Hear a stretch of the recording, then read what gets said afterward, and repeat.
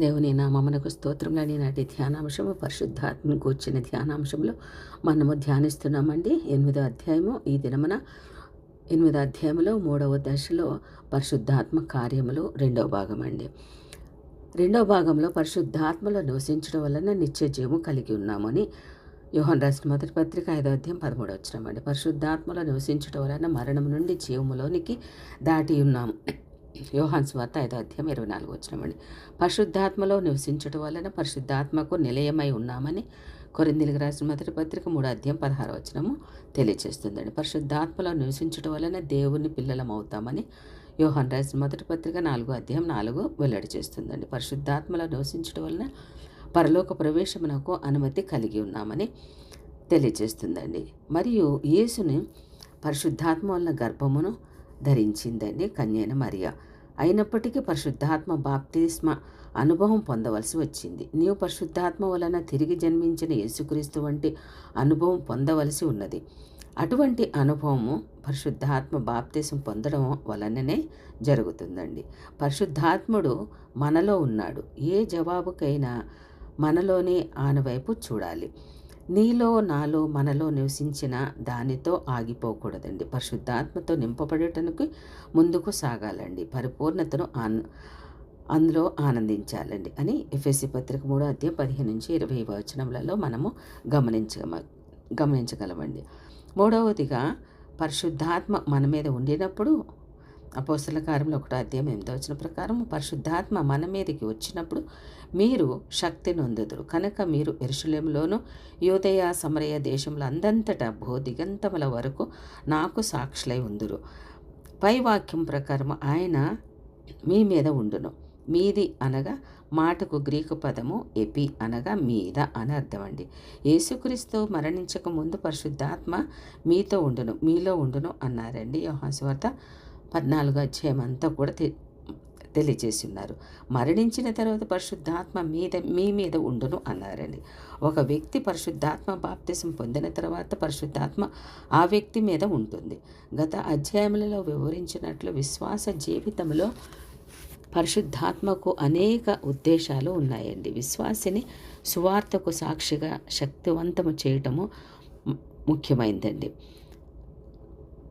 Pentecost దినమునకు ముందు పేతురు యేసుక్రీస్తును ఎరుగునని ముమ్మారు బొంకాడండి. కానీ పరిశుద్ధాత్మ బాప్తిసం పొందిన తర్వాత పేతురు లేచి సువార్త బలముగా ప్రకటించగా 3,000 మంది రక్షణ పొందుకున్నారండి. ఆదిమ సంఘంలో పరిశుద్ధాత్మ శక్తి చేత దేవుని సువార్త ప్రపంచమంతా వ్యాపించిందండి. పరిశుద్ధాత్మ వ్యక్తిగత జీవితమును శక్తివంతముగా ప్రభావితం చేయడమే కాకుండా ప్రభు యొక్క సేవ కూడా శక్తినిచ్చిందండి.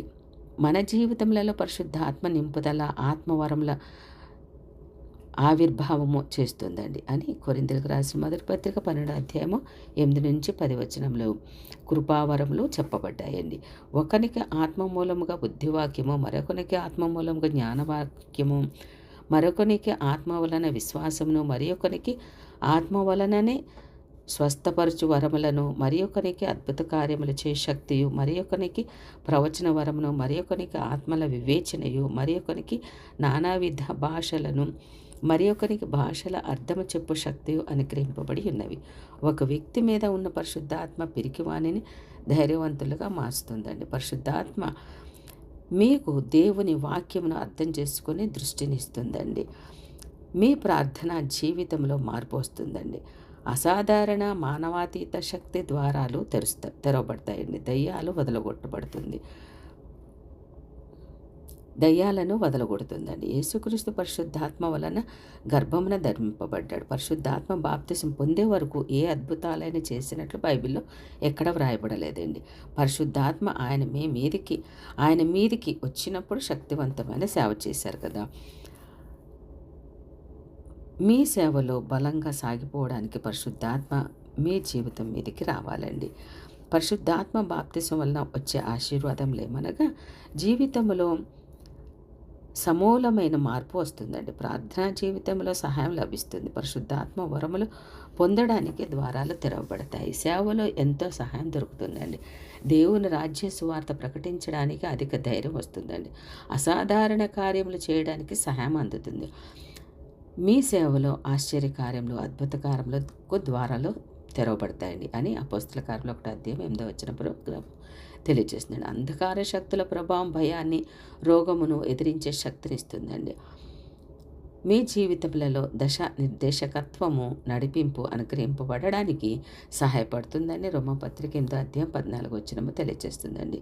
భౌతిక దేహంలో పునరుద్ధాన జీవం పొందడానికి సహాయం అందిస్తుందండి. దేవుని ప్రేమ మనలో కుమ్మరింపబడుతుందని రోమపత్రిక 5:5 తెలియజేస్తుందండి. ఇటు రీతిగా పరిశుద్ధాత్మను మనం పొందుకున్నప్పుడు, పరిశుద్ధాత్మ మన మీదకి వచ్చినప్పుడు మనం కూడా శిష్యులలాగానే అనేక గొప్ప కార్యం చేస్తారని, మనకి ఆ పరిశుద్ధాత్మ నింపబడాలని మనకి, అప్పుడు మనం కూడా గొప్ప కార్యాలు చేసి ప్రతి వారికి కూడా మారుమనసు రక్షణ పొందుకోవడానికి మనము కూడా ఒక కారకులుగా ఉండడానికి దేవుడు సహాయం చేయనుగాక. ఆమేన్.